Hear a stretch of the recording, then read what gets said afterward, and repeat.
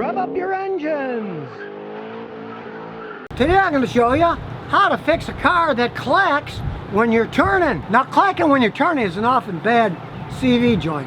The boots cover the joint, there's metal balls inside, and when the grease leaks out and you turn, they clack. So we'll jack this car up in the air, up it goes, and stick a jack stand under it. Now when you wiggle the driver's side tire,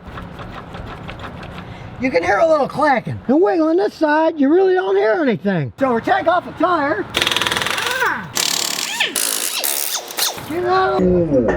And as we can see in here, the inner boot is ripped, there's grease thrown all over the place. So we're going to replace the axle. Now normally, it's the outer boot by the tire. But in this case, that one's okay. The inside's gone, but we're going to replace the whole axle. Now years ago, I used to rebuild the axles, but the CV joints themselves cost so much money, and then the boot kits, it's actually cheaper now, and it has been for years, to buy the whole axle assembly where all the parts are new, and it's a lot easier, neater job too. Saves everybody time and money in the long run. Now the first thing to take off is the axle nut. You got a little cotter pin on them. You make them flat, then you pull them out the opposite side. Here it comes. It can be a pain in the butt when they're old and rusty like this. This one's really rusty in there. Off it comes. I use an air wrench. If you don't have an air wrench, get an electric impact wrench. Because doing that by hand can be almost impossible. Now we have to remove the tie rod. It's got a cotter pin, just like the other one did. You grab it with some pliers and pull it out the opposite side. You got to push it in a little. Then you remove the nut. Take a big hammer and whack it off. There it goes. Off it comes. And there's another bolt that holds the brake line on. There it goes. Then we can get the brake line out of the way. Then there's two bolts that hold the assembly to the strut. You take them off. There's one. There's two. Now the axle ends here often sticking, so you hit them with a hammer. There it goes. You pop it right out. You got to wiggle. There it is. And now comes the real fun. I got a big pry bar. The inner joint often sticks in. There's a little circlip inside.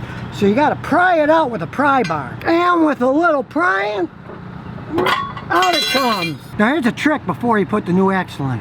You can see there's a little circlip on here. You want it in the middle, because if it's on the edge and you hammer it in, it'll bend and it won't stick. So you get some thick grease like this, then you slide it in the hole so it's snug and tap it with a hammer.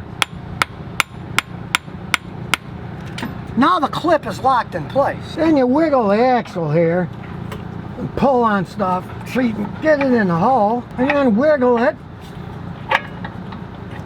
There it goes. And get these to line up. Then quick stick a bolt in here before it all comes apart. Then put the two bolts back on. Put the brake hose bolt back on. And the new nut that holds the axle in place. And don't forget to put the little cover on. You gotta line it up so it lines up, and then to put the cotter pin in. It's always best to use a brand new one. You just stick it through the hole, comes out the other side, then you get your pliers and pin it back. Then do the same thing with the tie rod. Put it in the hole, put the nut on, and then put the little cotter pin inside. And there's the pin. Then just get the tire, put it back on. Close the hood. Let the jack down. So the next time your car's making a clacking sound,